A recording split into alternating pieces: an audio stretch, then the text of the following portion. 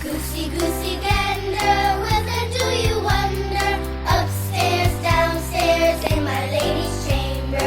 There I met an old man who would not say his prayers. I took him by the left leg and threw him down the stairs.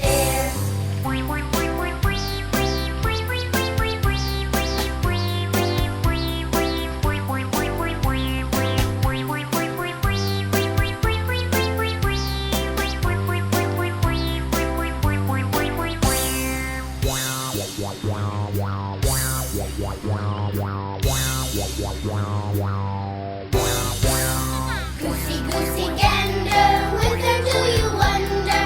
Upstairs, downstairs, in my lady's chamber.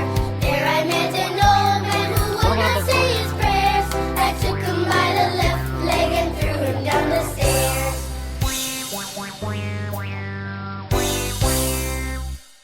I wonder if he broke his leg.